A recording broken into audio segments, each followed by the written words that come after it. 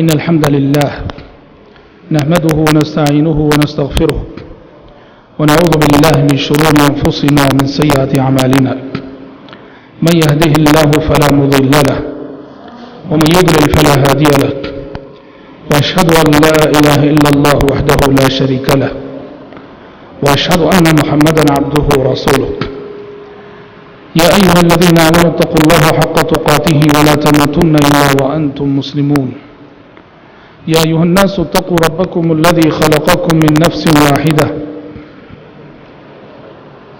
وخلق منها زوجها وبث منهما رجالا كثيرا ونساء واتقوا الله الذي تساءلون به والأرحام إن الله كان عليكم رقيبا يا أيها الذين آمنوا اتقوا الله وقولوا قولا سديدا يصلح لكم أعمالكم ويغفر لكم ذنوبكم ومن يطع الله ورسوله فقد فاز فوزا عظيما أما بعد فإن خير الحديث كتاب الله وخير الهدي هدي محمد صلى الله عليه وسلم وشر الأمور محدثاتها وكل محدثة بدعة وكل بدعة ضلالة وكل ضلالة في النار.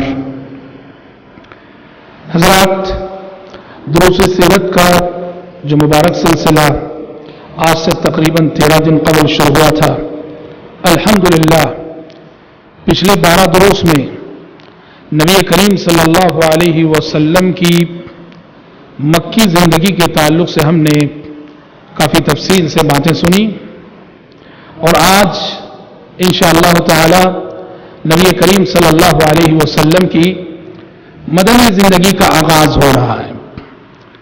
مکی زندگی کے حالات اور تھے اور مدنی زندگی کے حالات اور تھے۔ مکی زندگی میں چیلنجز اور تھے اور مدنی زندگی میں نبی کریم صلی اللہ علیہ وسلم کے سامنے چیلنجز اور تھے۔ مکی زندگی کے تقاضے اور تھے اور مدنی زندگی کے تقاضے اور تھے۔ اسی لیے آپ دیکھیں گے انشاءاللہ تعالی ہمارے آنے والے دروس میں کہ مکی زندگی کے مقابلے میں مدنی زندگی میں کافی نمایاں تبدیلیاں نظر آئیں گی اور کافی عملی اقدامات نظر آئیں گے انشاءاللہ تعالی۔ کل ہم نبی کریم صلی اللہ علیہ وسلم کے سفر ہجرت کی تفصیلات سن رہے تھے، اور سفر ہجرت میں آپ کے ساتھ جو کچھ ہوا، جو واقعات پیش آئے، ان پر تفصیل سے روشنی ڈالی گئی۔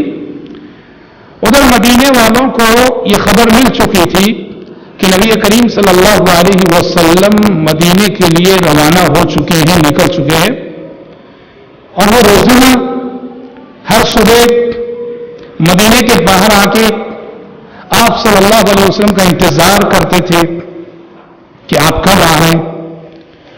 جس دن آپ صلی اللہ علیہ وسلم مدینہ پہنچے تو سب سے پہلے میں آپ کی آمد کو محسوس کیا اور آپ کو دیکھا ایک یہودی نے۔ اس یہودی نے پکار کے کہا کہ مدینے والوں، جس شخصیت کا تمہیں انتظار تھا، دیکھو وہ شخصیت آ گئی۔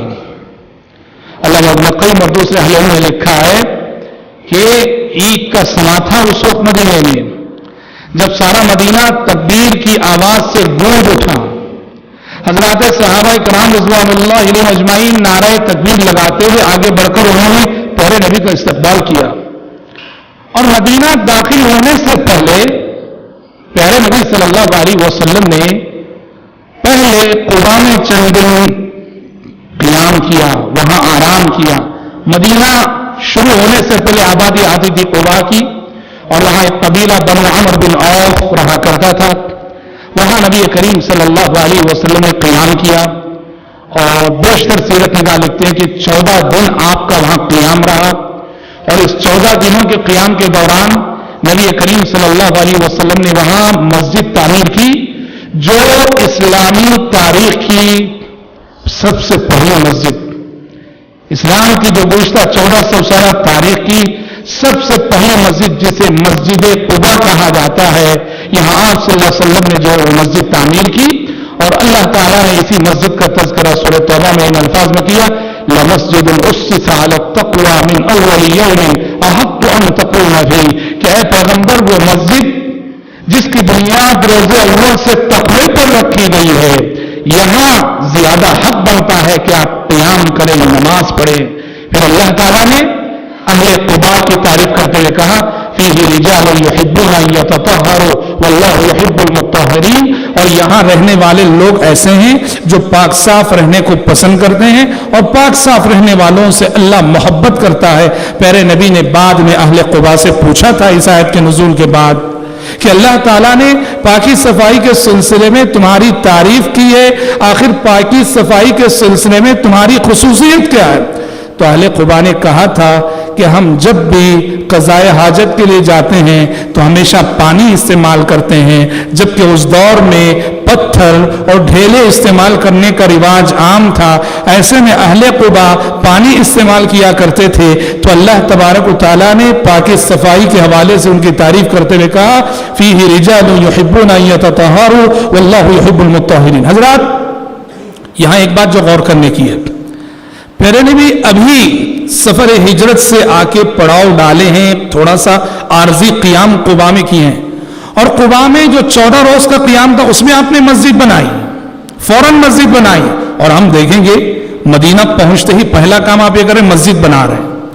قباء پہنچے فوراً مسجد بنائے، اور قباء سے جب آگے بڑھ کے مدینے میں داخل ہوئے فوراً مسجد بنائے۔ اس سے پتہ چلتا ہے جہاں بھی مسلمان بستے ہیں، جہاں بھی مسلمان جیتے ہیں، وہاں مسجد کا پایا جانا ضروری ہے۔ مسلم محلہ ہو اور مسجد نہ ہو یہ ہو نہیں سکتا، مسلم بستی ہو اور مسجد نہ ہو یہ ہو نہیں سکتا۔ بہت غیر ذمہ دار ہیں وہ مسلمان، اور دین سے بہت دور ہیں وہ مسلمان کہ پورا محلہ مسلم ہو اور مسجد بنانے کی فکر نہ کرتے ہوں، پوری آبادی مسلم ہو اور وہاں کوئی مسجد نہ ہو۔ قباء میں 14 دن کے لیے رک رہے ہیں تو آپ مسجد بنا کے آگے بڑھ رہے ہیں، اور مدینے میں داخل ہو رہے ہیں تو پہلے آپ مسجد بنا رہے ہیں۔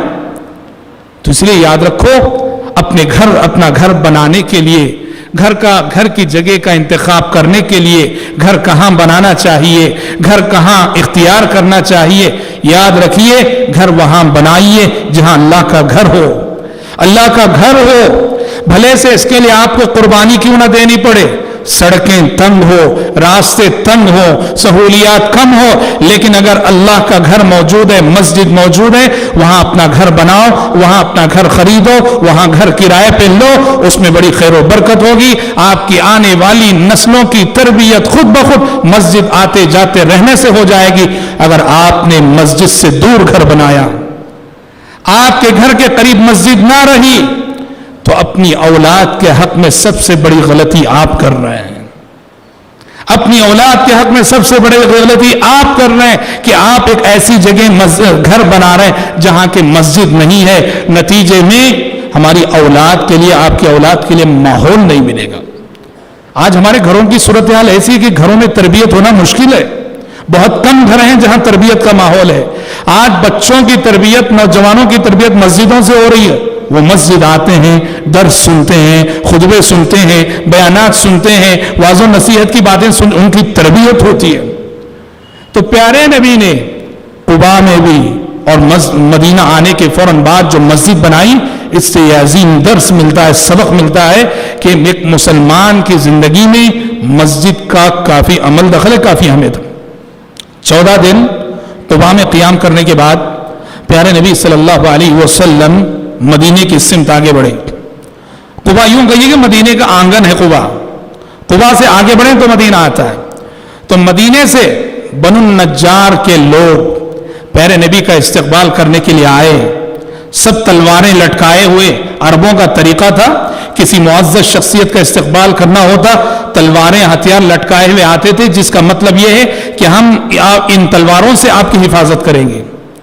اور پیارے نبی صلی اللہ علیہ وسلم ابو بکر کو اپنی سواری پہ اپنے پیچھے بٹھائے ہوئے مدینے میں داخل ہوئے، اور اس حال میں داخل ہوئے کہ مدینے کی بچیاں خوشی سے جھوم رہی تھی اور وہ مشہور ترانہ پڑھ رہی تھی، طلع البدر علینا من ثنیات الوداع وجب الشکر علینا ما دعا للہ داعی ایھا المبعوث فینا جئت بالامر المطاع۔ یہ نعت پڑھ، یہ نظم پڑھتے ہوئے، یہ اشعار پڑھتے ہوئے مدینے والوں نے پیارے نبی کا استقبال کیا۔ دونوں طرف آگے پیچھے اہل مدینہ چل رہے ہیں، پیارے نبی سواری پہ بیٹھے ہیں اور آپ اپنے پیچھے ابو بکر کو بٹھائے۔ حالانکہ ابو بکر صدیق کی الگ سواری تھی، ابو بکر صدیق کی الگ سواری تھی، دونوں الگ الگ سواری کو لے کر آئے تھے، لیکن یہاں مدینے میں داخل ہوئے، پیارے نبی نے ابو بکر کو اپنی ہی سواری پہ اپنے پیچھے بٹھایا۔ کیا مقصد تھا؟ ایک تو مدینے والوں کو یہ پیغام دینا تھا ابو بکر سے اپنی قربت کا، کہ ابو بکر مجھ سے کتنا قریب ہے اور میں ابو بکر سے کتنا قریب ہوں، اور دوسرے مدینے میں داخل ہوتے ہوئے اپنے پیچھے ابو بکر کو جو آپ نے بٹھایا، اس میں اشارہ تھا کہ دنیا سے میرے جانے کے بعد خلافت میں میری جگہ لینے والی شخصیت ابو بکر کی ہے۔ پیارے نبی مدینے میں داخل ہوئے، اور مدینے کے ہر صحابی کی یہ خواہش تھی کہ پیارے نبی کی مہمان نوازی کا شرف ہمیں حاصل ہو، وہ سعادت ہمیں حاصل ہو، پیارے نبی پہلے ہمارے گھر مہمان بنے۔ ہر صحابی کی درخواست تھی، جس صحابی کے گھر سے بھی آپ صلی اللہ علیہ وسلم کی اونٹنی گزر رہی تھی، ہر ایک کی درخواست تھی ہمارے یہاں تشریف لائیے۔ آپ نے کہا دعوها فإنها مأمورہ، کہا کہ چھوڑ دو میری اونٹنی کو، یہ وہاں بیٹھے گی جہاں اسے بیٹھنے کا اللہ کی جانب سے حکم ہے۔ اور یہ اعزاز اس وقت صحابی رسول ابو ایوب انصاری رضی اللہ عنہ کو ملا۔ ایک روایت کے مطابق وہ اونٹنی سیدھے گئی اور ابو ایوب انصاری رضی اللہ عنہ کے گھر کے سامنے بیٹھے۔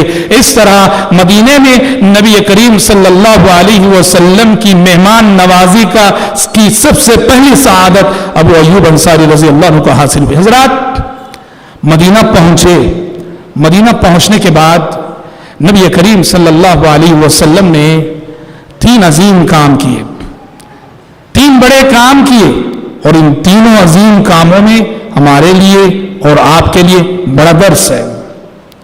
سب سے پہلا کام آپ نے کیا کیا؟ جیسا کہ ابھی ہم نے ذکر کیا، مدینہ پہنچنے کے ساتھ ہی سب سے پہلا کام آپ نے یہ کیا کہ آپ نے مسجد بنانے کی فکر کی۔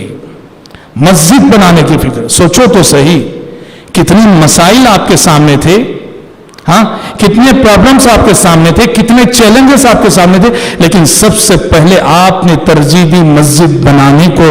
اس سے سمجھا جا سکتا ہے کہ مسلم سماج اور مسلم سوسائٹی کے لیے مسجد کا پایا جانا کتنا ضروری ہے۔ مسجد بنائی، 2 یتیم بچوں کی جگہ تھی، قبیلے بنو النجار کے 2 یتیم بچے، ان کو آپ نے قیمت دے کر وہ جگہ خریدی، اور جگہ خریدنے کے بعد دیکھا کہ اس جگہ کے اندر مشرکین کی قبریں، پرانی قبریں ہیں۔ پیارے نبی صلی اللہ علیہ وسلم نے حکم دیا، وہ زمین کھودی گئی، وہ قبریں کھودی گئی، اور جو کچھ ملی ہڈیاں سب وہ نکال کے دوسری جگہ منتقل کی گئی۔ اسلام میں قبروں پر مسجد بنانا حرام ہے، قبر کا مسجد سے کوئی رشتہ نہیں ہونا چاہیے، بھلے سے وہ قبر کسی ولی کی، کسی بزرگ کی، کسی متقی کی، کسی بھی انسان کی کیوں نہ ہو۔ مسجد کا رشتہ اگر قبر سے ہو جائے گا، یہیں سے شرک کا آغاز ہوتا ہے۔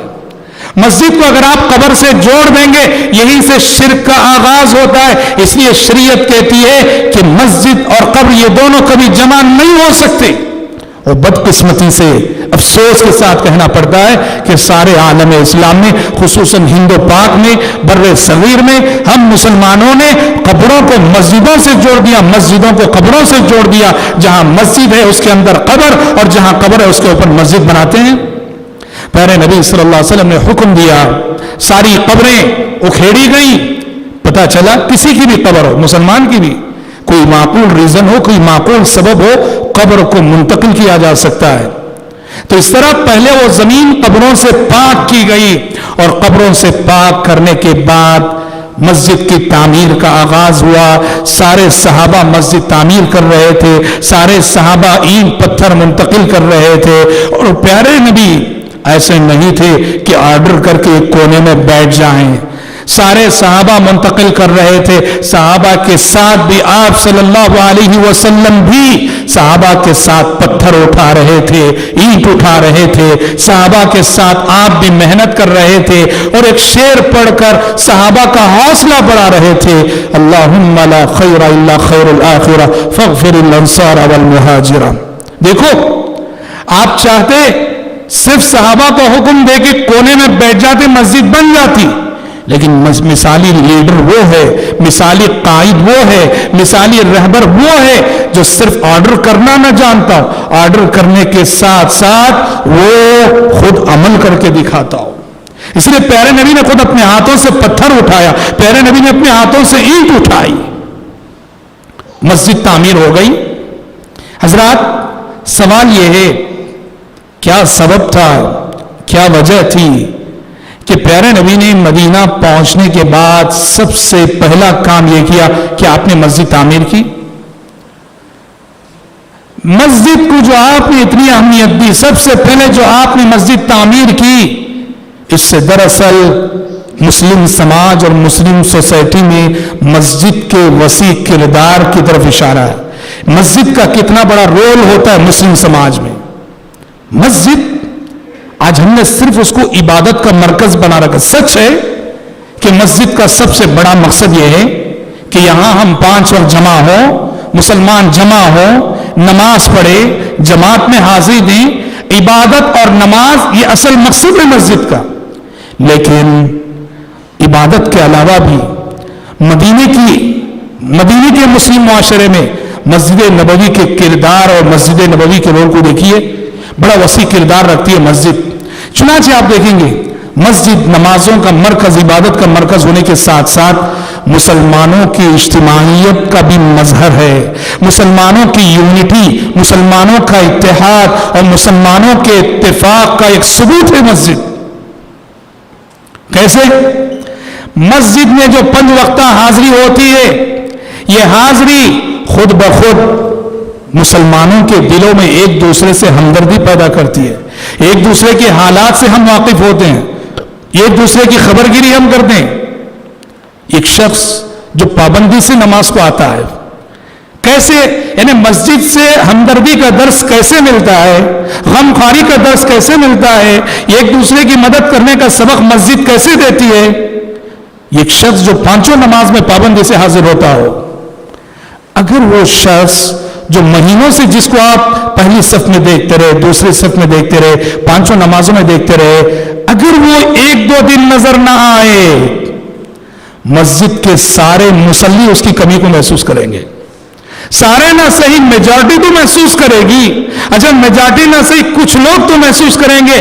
کیا سبب ہے؟ فلاں صاحب جو پابندی سے آتے تھے، پہلی صف میں جو ہمیشہ کھڑے ہوتے تھے، 2-3 دن سے نظر نہیں آ رہے۔ جی دیکھو سبحان اللہ، آپ کو پتا چلا اچھا وہ اس لیے نظر نہیں آ رہے ہیں کہ وہ بیمار ہیں۔ دیکھیے سبحان اللہ، ایک مجبور کی مجبوری کا آپ کو پتا چلا۔ اب آپ جاتے ہیں ان کے گھر عیادت کرنے کے لیے، پتا چلا کہ بیمار بھی ہیں، مجبور بھی ہیں، علاج کے لیے پیسہ بھی نہیں ہے، گھر میں بیوی بچے پریشان ہیں، جب سے وہ بیمار ہیں گھر میں گزر بسر مشکل ہو گیا۔ آپ کیا کرتے ہیں؟ ان کے لیے پیسہ جمع کر کے ان کے تعاون کرنے کی فکر کرتے ہیں۔ آپ نے اپنے ایک مجبور بھائی کا تعاون کیا، یہ سبق کس نے دیا؟ مسجد کی عبادتوں نے دیا۔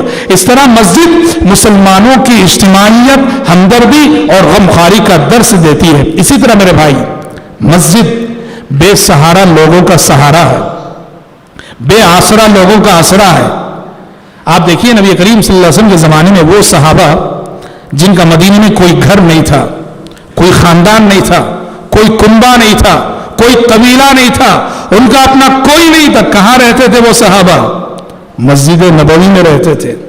مسجد نبوی کو سے متصل ایک چبوترا تھا جسے صفہ کہا جاتا تھا، اس چبوترے پر، اس صفے پر رہا کرتے تھے، اور ان صحابہ کے لیڈر تھے ابو ہریرہ رضی اللہ عنہ، اور ان کی تعداد تقریباً 70 کے قریب رہا کرتی تھی۔ اس طرح مسجد سوسائٹی، سماج کے ان غریبوں ناداروں کا سہارا اور ان کا مرکز ہوتی تھی جن کا کوئی ٹھکانہ نہیں۔ اور مسجد دارالفتہ ہے، وہ مسجد دارالفتہ ہے، وہ کسی کو بھی فتوے کی ضرورت ہو یہاں سے فتویٰ ملتا تھا۔ عہد نبوت میں کسی بھی صحابی صحابیہ کو کوئی مسئلہ دریافت کرنا ہوتا، سیدھے مسجد نبوی آ جاتے، سیدھے مسجد نبوی آ جاتے اور وہاں فتویٰ پوچھ لیتے۔ اس طرح مسجد دارالفتہ ہوئی۔ مسجد دارالفتہ ہونے کے ساتھ ساتھ دارالقضاء بھی ہے۔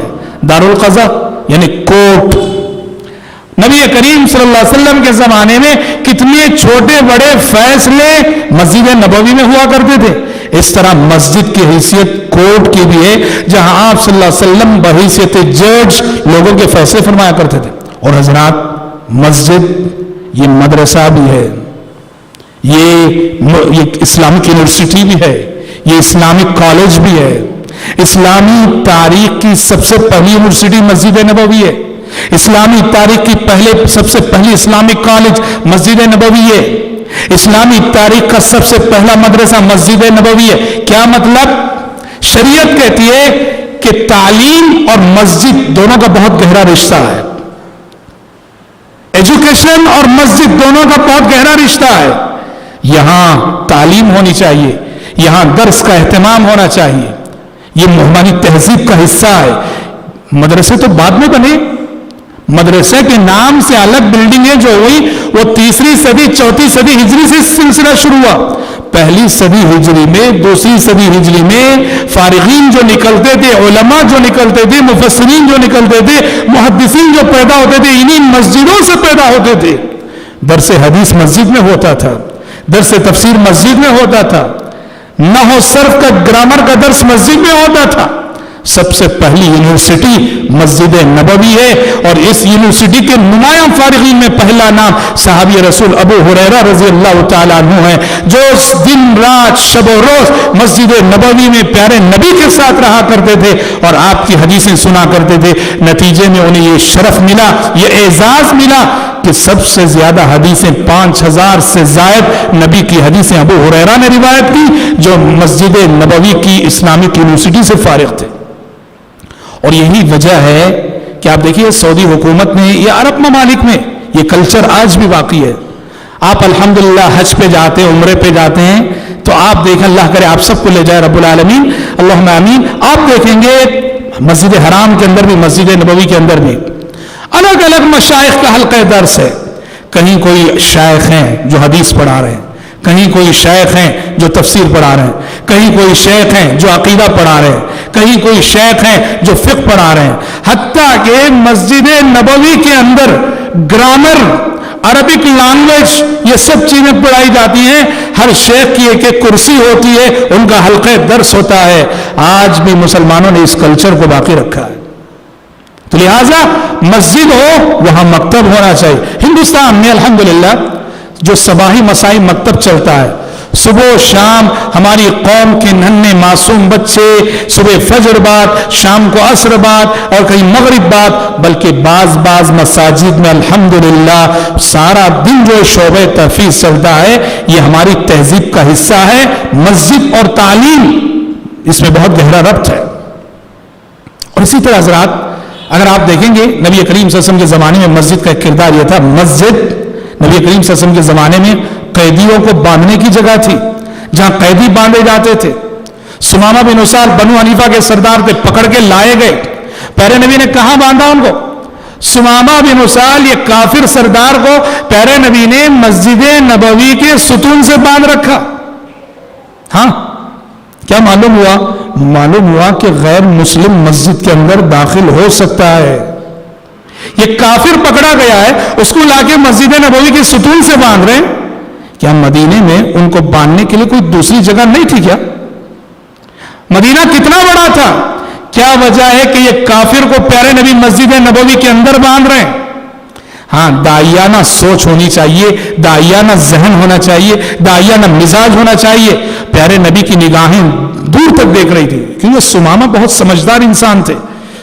پیارے نبی نے مسجد نبوی میں اس لیے باندھا کہ یہ جب مسلمانوں کی نماز کا طریقہ دیکھیں گے، یونٹی دیکھیں گے، کس طرح ایک امام کے اللہ اکبر کہنے پہ اٹھتے ہیں، بیٹھتے ہیں، جھکتے ہیں، تو اسلام ضرور متاثر ہوں گے، اسلام ان کے دل پر اثر کرے گا۔ اور رزلٹ نکلا بھی، پیارے نبی نے مسجد نبوی کے ستون سے انہیں باندھ رکھا ہے، اور نماز کو جب بھی گزرتے تھے پوچھتے سمامہ سے، کیا کہتے ہو سمامہ؟ اور وہ کیا کہتے تھے؟ وہ بھی بڑے خوددار تھے، وہ کہتے ان تقتل تقتل ذاتن وان تنعم تنعم علی شاکر۔ کہا کہ محمد اگر آپ مجھے قتل کرنا چاہتے ہیں بالکل آپ کو حق ہے، آپ قتل کر سکتے ہیں، میں نے آپ کو بہت ستایا ہے، اور اگر آپ احسان کرتے ہیں مجھ پر تو آپ کے احسان کی ناقدری نہیں کروں گا۔ خاموش چلے جاتے اللہ کے نبی۔ دوسرے دن بھی وہی سوال کیا، کیا کہتے ہو سمامہ؟ وہی جواب ملا، اگر آپ قتل کرنا چاہتے ہیں قتل کیجئے، میں نے بہت جرم کیے ہیں آپ کے حق میں، بہت ستایا ہے آپ کو، لیکن اگر وہ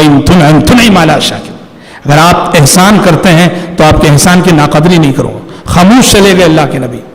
تیسرے دن پوچھا, بالکل وہی جواب دیا. پیارے نبی نے کہا کھول دو انہیں, رسی کھول دیا, جاؤ. اللہ اکبر. سمامہ گئے اور جا کر سیدھے غسل کر کے آئے, کہا کلمہ پڑھوائیے, مسلمان ہو گئے, اشہد ان لا الہ الا اللہ و اشہد ان محمد عبدہ ورسولہ. لاؤ غیر مسلمین کو مسجد میں, اپنے دوست و احباب کو مسجد میں لاؤ, جمعہ میں لاؤ, دروس میں لاؤ. اور اللہ اکبر, ہمیں یہ جان کر بہت خوشی ہوئی کہ حلقہ خواتین میں ہمارے اس درس میں یہ غیر مسلم خاتون بھی شریک ہوتی ہیں. ہم ان کے حق میں دعا کریں گے کہ اللہ تعالیٰ ان کا دل اسلام کے لیے کھولے. اللہم آمین. غیر مسلمین کو مسجدوں میں لاؤ. غلط ہے وہ فتویٰ, اور غلط کہتا ہے وہ مفتی جو یہ کہتا ہے کہ غیر مسلم مسجد کے اندر داخل نہیں ہو سکتا. غلط ہے یہ فتویٰ. تو حضرات, پیارے نبی غیر مسلم کو مسجد کے اندر لایا کرتے تھے. وہ غیر مسلم کو آنے دو, اور دیکھو کیسے تو مسجد کا یہ بڑا وسیع کردار تھا. اور آپ کی خدمت میں جو وفد آتے تھے غیر مسلمین کے, ان وفود کا استقبال بھی آپ مسجد میں کیا کرتے تھے. اس لیے آج بھی آپ جائیے, مسجد نبوی کے جو ستون ہیں اس میں سے ایک ستون پر لکھا ہوا رہے گا اسطوانۃ الوفود, یعنی یہ وہ ستون ہے جہاں پیارے نبی آپ کی خدمت میں آنے والے وفود کا استقبال کرتے تھے. اور یہ وفد غیر مسلمین کے ہوتے تھے, مسلمانوں کے بھی ہوتے تھے, غیر مسلمین کے بھی ہوتے تھے.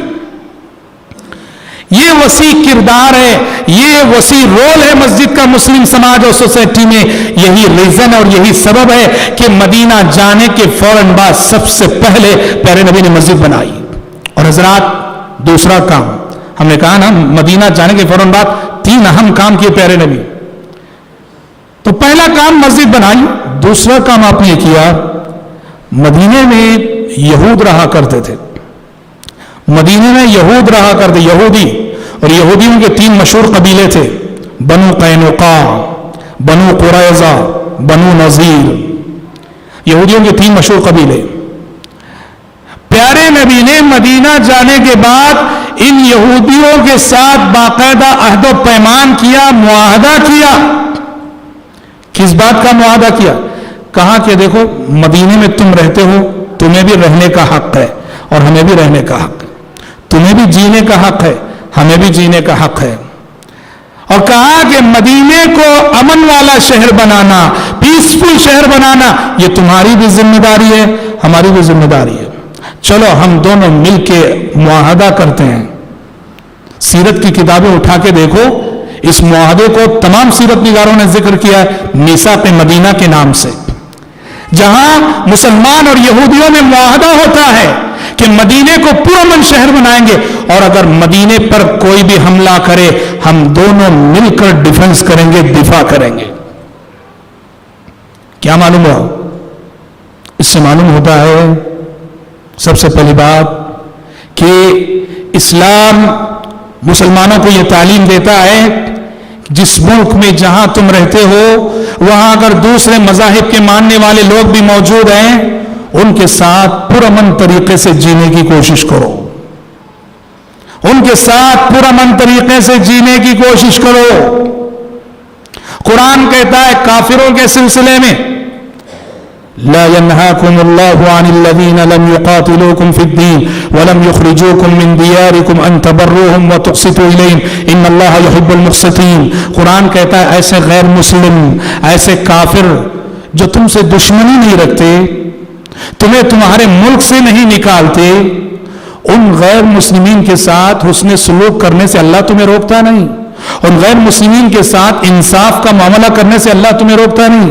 حسن سلوک کرو ان کے ساتھ, انصاف کرو ان غیر مسلمین کے ساتھ, کیونکہ ان اللہ یحب المقسطین, غیر مسلم کے ساتھ انصاف کرنے والوں کو بھی اللہ پسند کرتا ہے.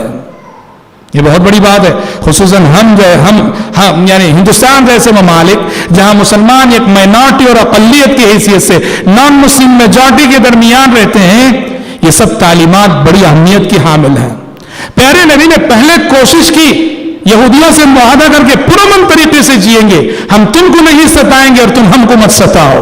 اور مدینے کا دشمن وہ تمہارا بھی دشمن, وہ ہمارا بھی دشمن.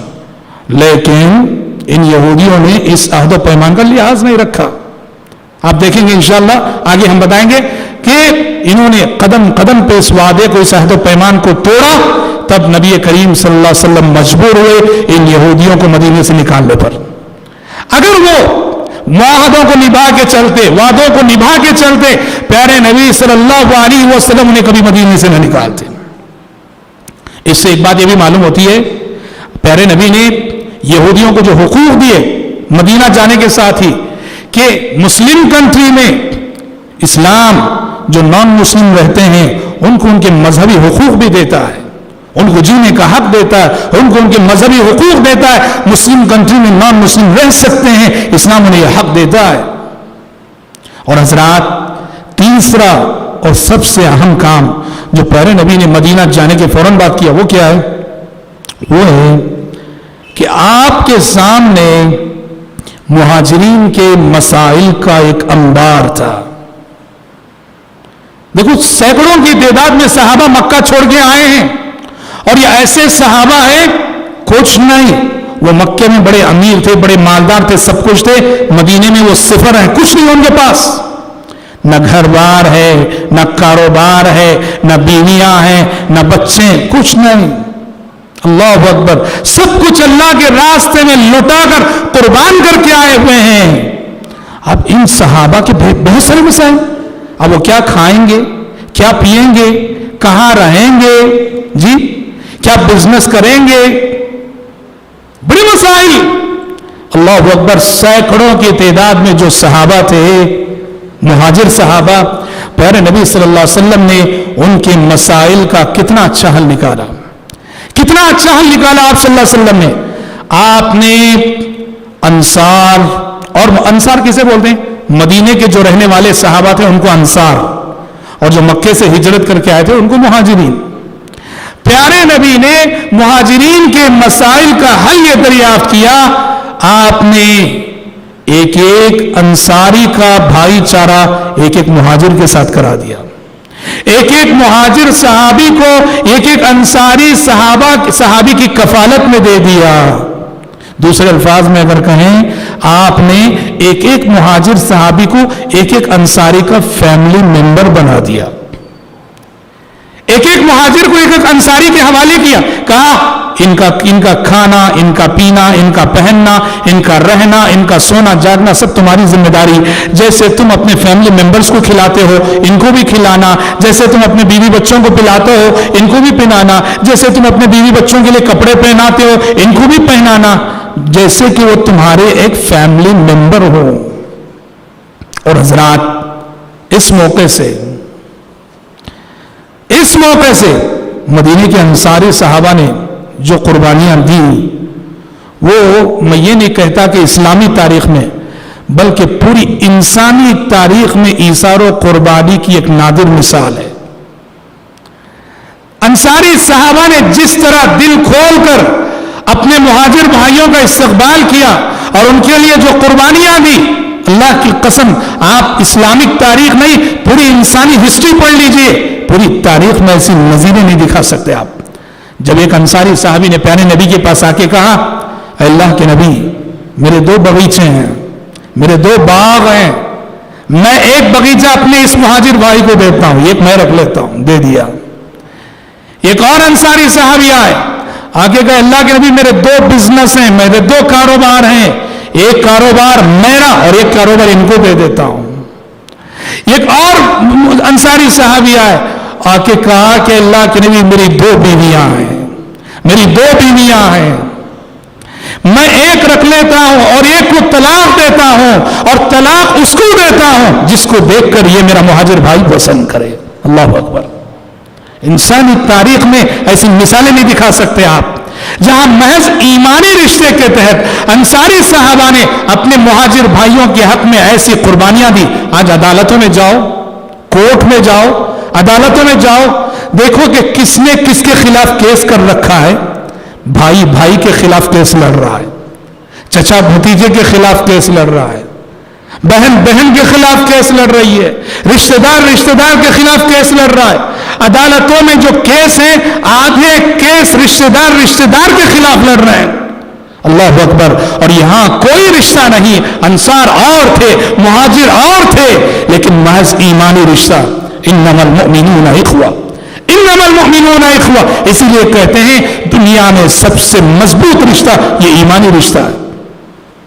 اور حضرات سبحان اللہ، ایسا نہیں کہ جب مہاجر صحابہ کو انصاری صحابہ نے پناہ دی، انہیں فیملی ممبر بنا لیا، تو مہاجر صحابہ بس آرام سے بیٹھ کے کھانے لگے، ایسا نہیں، وہ بھی بڑے خوددار تھے، وہ بھی بڑے خوددار تھے۔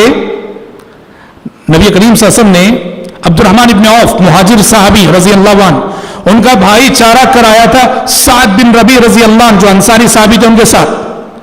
سعد بن ربیع نے جب عبد الرحمن ابن عوف سے پیشکش کی کہ میرے بزنس میں شریک ہو جائیے، آپ کو شریک کر لوں گا، عبد الرحمن ابن عوف نے کہا میرے بھائی بہت شکریہ، آپ صرف مجھے اتنا بتا دو کہ مدینے کی مارکیٹ کہاں ہے۔ سعد بن ربیع لے گئے، عبد الرحمن ابن عوف کو مدینے کی مارکیٹ بتا دیے، وہاں سے محنت کی، یعنی کام کرنا شروع کیا، بزنس کرنا شروع کیا، اور آپ جانتے ہیں مدینے میں آئے تھے عبد الرحمن ابن عوف، صفر تھے، محنت کی، کام کیا، کمایا، بزنس کیا، تو ان صحابہ میں ان کا شمار ہوا جو مالدار ترین صحابہ تھے۔ جب ان کی وفات ہوئی، عبد الرحمن ابن عوف رضی اللہ عنہ کی 4 بیویاں تھیں، اور ایک ایک بیوی کو 80,000 درہم حصے میں آئے، جس کا مطلب یہ ہوا کہ ان کا کل چھوڑا ہوا مال 25 لاکھ درہم سے زائد تھا۔ اور درہم کی ویلیو کا اندازہ لگا، اس دور میں 10 درہم میں ایک بکری آ جایا کرتی تھی، 10 درہم میں ایک بکری آ جایا کرتی تھی، 200 درہم میں زکوٰۃ واجب ہو جاتی تھی، تو سوچو کہ 25 لاکھ درہم وہ چھوڑ گئے، بڑی بات ہے۔ تو ادھر مہاجر صحابہ نے بھی اپنی خودداری کا ثبوت دیا۔ تو اس طرح میرے بھائی مہاجر صحابہ انصاری صحابہ کے گھروں میں فیملی ممبر کی حیثیت سے رہنے لگے، اور دل کھول کر، اللہ اکبر، کتنی بڑی بات ہے، ایک نئے آدمی کو ہمیشہ کے لیے اپنے گھر میں بسا لینا، یہ کتنی بڑی بات ہے۔ اور مدینے کے گھر گھر میں یہ ماحول تھا کہ مدینے کے گھر گھر میں ایک نیا آدمی بسا ہوا ہے اور پورے گھر والے اس کی خدمت کر رہے ہیں۔ اس حوالے سے کتب حدیث میں کئی واقعات آئے ہیں۔ مشہور واقعہ حضرت سلمان فارسی رضی اللہ عنہ اور ابو الدرداء رضی اللہ عنہ کا ہے۔ ابو الدرداء یہ انصاری صحابی ہیں، اور پیارے نبی نے ان کو جو دیا سلمان فارسی کو ان کے حوالے کیا۔ سلمان فارسی کا بھائی چارہ ابو الدرداء رضی اللہ عنہ کے ساتھ کرا۔ سلمان فارسی جو فارس سے آئے تھے اور جن کے قبول اسلام کی داستان ہم نے تفصیل سے سنائی آپ کو اپنے 4 یا 5ویں محاضرے میں۔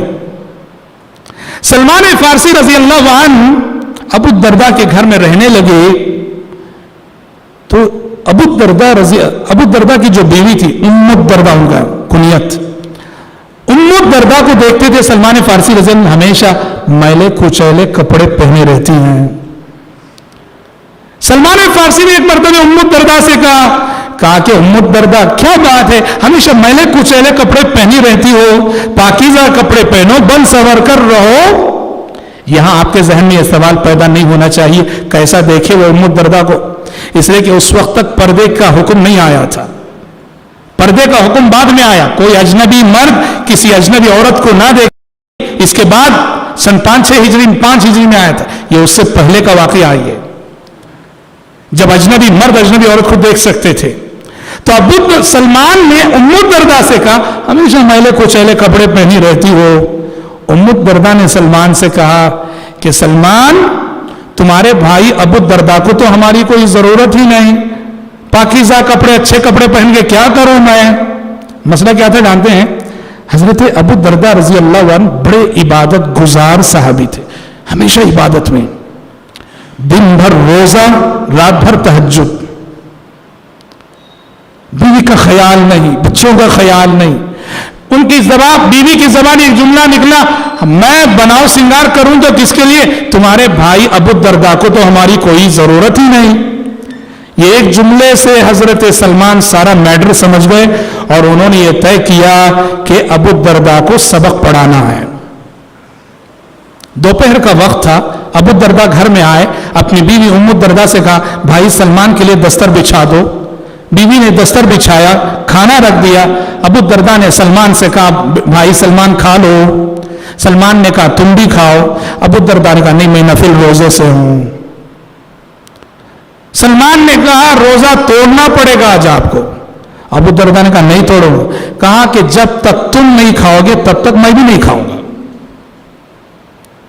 جب دیکھا کہ وہ نہیں کھا رہے ہیں روزہ توڑا حضرت ابو دردہ رضی اللہ عنہ نے.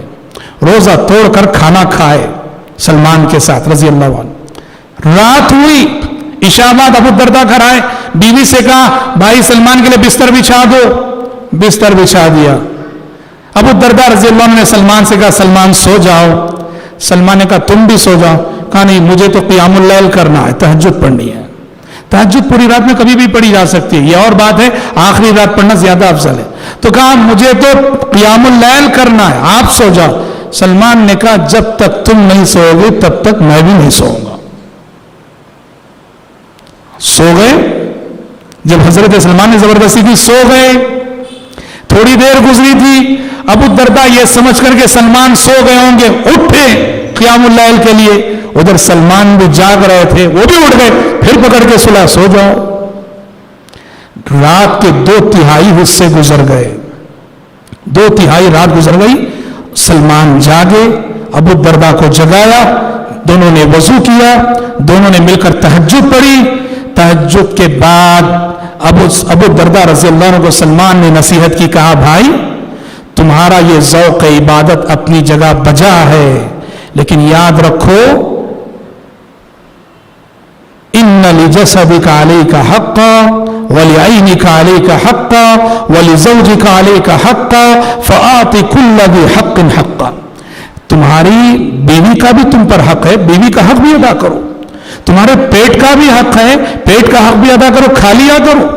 تمہاری آنکھوں کا بھی حق ہے, لہذا سو لیا کرو. کچھ پوری رات تہجد پڑھنا, پورا مہینہ نفل روزے رکھنا, اس سے تمہاری پیٹ پہ, تمہاری آنکھوں پہ, تمہاری بیوی پہ ظلم ہوگا. حضرت ابو دردہ سیدھے فجر کی نماز میں مسجد نبوی گئے اور پیارے نبی سے سارا ماجرا سنایا. اے اللہ کے نبی دیکھیے بھائی سلمان نے کل زبردستی روزہ توڑوایا, کھلایا مجھے, اور آج زبردستی سلائے, اور بعد میں تہجد پڑھنے کے بعد یہ نصیحت کرتے ہیں. تو پیارے نبی نے کہا صدق سلمان. پیارے نبی نے کہا سلمان نے سچی نصیحت کی ہے, سلمان نے سچی بات کہی ہے. اسلام یہ کہتا ہے بیلنس کرو. وہ تو رہبانیت ہے جسے کرسچنوں نے ایجاد کیا کہ کھاؤ مت, پیو مت, شادیاں کرو مت. دیکھو آج ان کی ننس ہیں, ان کے پوپ ہیں جو شادیاں نہیں کرتے, کہنے کو شادی نہیں کرتے. نعوذ باللہ ان کی زندگیوں میں جو بد عملیاں ہیں, جو بد اخلاقی ہیں اور ناجائز تعلقات کے جو کیس سامنے آتے ہیں وہ ساری دنیا جانتی ہے. شریعت کہتی ہے بیلنس کرو, بیلنس کرو. بیوی کے لیے کمانا, بچوں کے لیے کمانا, یہ بھی بہت ہی زیادہ باعث اجر و ثواب ہے. مسلم شریف کی حدیث ہے, پیارے نبی نے کہا دینار انفقته فی سبیل اللہ ودینار تصدقت به علی مسکین ودینار اعتقت به رقبہ ودینار انفقته علی اہلک افضلها الدینار الذی انفقته علی اہلک. پیارے نبی نے کہا تم 4 دینار خرچ کرتے ہو. 1 دینار تم نے جہاد کے راستے میں خرچ کیا, 1 دینار کسی مسکین اور غریب کو دیا, 1 دینار اس کے ذریعے کسی غلام کو آزاد کیا, اور 1 دینار اپنے بیوی بچوں پہ خرچ کیا. کہا ان 4 دیناروں میں اجر و ثواب کے اعتبار سے اللہ کے نزدیک سب سے افضل دینار وہ ہے جو تم نے اپنے بیوی بچوں پہ خرچ کیا. صحیح مسلم کی حدیث ہے. بہت بڑی بات ہے, بہت بڑی بات ہے. تو حضرت سلمان فارسی کا بھائی چارہ پیارے نبی نے جو ابو دردہ کے ساتھ کرایا, تو اس بھائی چارے سے یہ عظیم سبق اس امت کو ملا. حضرات یہ جو نظام مواخات, اس کو کہتے ہیں نظام مواخات, یہ جو بھائی چارہ کرایا نا اس کو کہتے ہیں نظام مواخات. یہ جو نظام مواخات ہے یہ حکم آج بھی باقی ہے, آج بھی ہم کر سکتے ہیں. میں جو بات خاص طور پہ کہنا چاہتا ہوں اس حوالے سے وہ یہ ہے کہ آج ہمارے سماج, ہندوستانی ماحول میں ہمارے جو نو مسلم بھائی ہیں, ہمارے جو ریورٹس بھائی ہیں, بہنیں ہیں, ان کے بے شمار مسائل ہیں. ایک شخص جب اسلام قبول کرتا ہے, ایک ہماری بہن جب اسلام قبول کرتی ہے, ان کی فیملی انہیں دھتکار دیتی ہے, فیملی سے باہر کر دیتے ہیں, ان کی تعلیم کا سلسلہ رک جاتا ہے, وہ بے سہارا ہو جاتے ہیں. ریورٹس کے اتنے پرابلمز ہیں, اتنے مسائل ہیں. ایک شخص کلمہ پڑھنے کے بعد وہ پہلے کرسچن تھا مسلمان ہو گیا, ہندو تھا مسلمان ہو گیا, سکھ تھا مسلمان ہو گیا. مسلمان ہونے کے بعد اتنے مسائل میں گھرتا ہے. سوال یہ ان مسائل کا حل کیا ہے؟ ایک ہوتا ٹیمپروری وقتی طور پہ اسے کچھ پیسہ دے دیے, یہ ٹیمپروری حل نہیں چاہیے, پرماننٹ سولوشن چاہیے.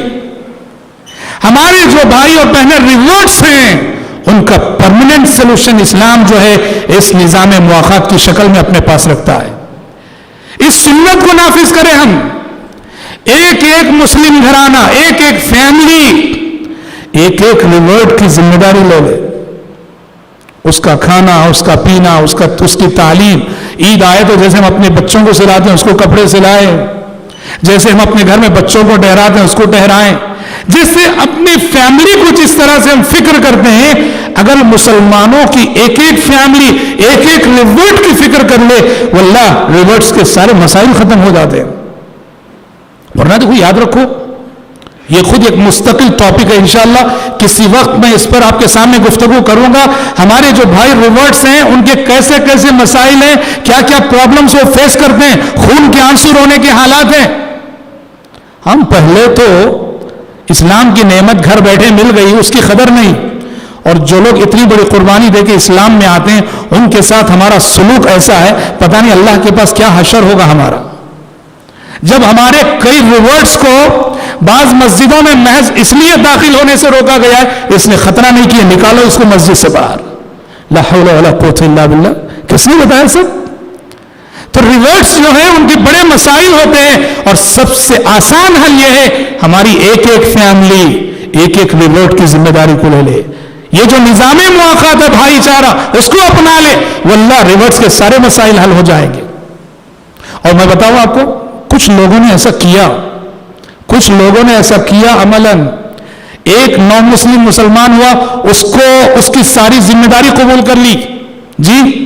اس کے دو بہت بڑے فائدے, اس کی دو بہت بڑی برکتیں انہوں نے زندگی میں دیکھی. سب سے پہلی برکت یہ ہوئی وہ ریورٹس بردر ہمارا جب سے ان کے گھر میں رہنے لگا, ظاہر بات ہے وہ پردہ تو کرے گا ہی, ایسا نہیں کہ فیملی ممبر کا مطلب یہ نہیں کہ بالکل پردہ اردہ نہیں, پردہ تو کرے گا ہی, ظاہر بات ہے. جی ہاں, جب سے وہ ان کے گھر میں رہنے لگا گھر کے بے دین افراد اسے دیکھ دیکھ کر دیندار بن گئے. انہیں شرم آئی کہ ہم خاندانی مسلمان, ہم پریکٹس نہیں کرتے اسلام کی, اور یہ نو مسلم جو ابھی مسلمان ہوا, اللہ اکبر, کیسی نمازوں کا پابند ہے, تہجد کا پابند ہے, تلاوت کا, اس کے جذبے کو دیکھ کر گھر کے جو افراد جو دین سے دور تھے ان کی زندگیوں میں دین آ گیا. اور دوسرا فائدہ یہ ہوا جن لوگوں نے اس چیز کو آزمایا ان کا کہنا ہے واللہ جب سے ہم نے اس بھائی کو لے کر پالنا شروع کیا ہے ہماری آمدنی میں غیر معمولی برکت ہو گئی ہے. رب العالمین رزق کے دروازے کھول رہا, اور اللہ کا قانون ہے وَمَا أَنفَقْتُم مِّن شَيْءٍ فَهُوَ يُخْلِفُهُ, جو کچھ تم اللہ کے راستے میں خرچ کرو گے اللہ اس کی جگہ تمہیں اور دے گا اور نوازے گا. تو حضرات ہمارے پاس حل موجود ہے, سلوشن موجود ہے, ضرورت اس بات کی ہے اس کو عملی زندگی میں نافذ کرنے کی. آج ہم انشاءاللہ تعالی اسی پر اکتفا کرتے ہیں, اسی پر رکتے ہیں. باقی آگے کی جو زندگی ہے, مدینے کے آگے کے جو حالات ہیں وہ انشاءاللہ تعالی اپنے آنے والے کل کے درس میں ہم سنیں گے. رب العالمین سے دعا ہے کہ اللہ تعالی ہم سب کو, آپ سب کو نبی کریم صلی اللہ علیہ وسلم کی سیرت کے سانچے میں ہماری عملی زندگی کو ڈھالنے کی توفیق عطا فرمائے. آمین. وآخر دعوانا ان الحمد للہ رب العالمین. والسلام علیکم.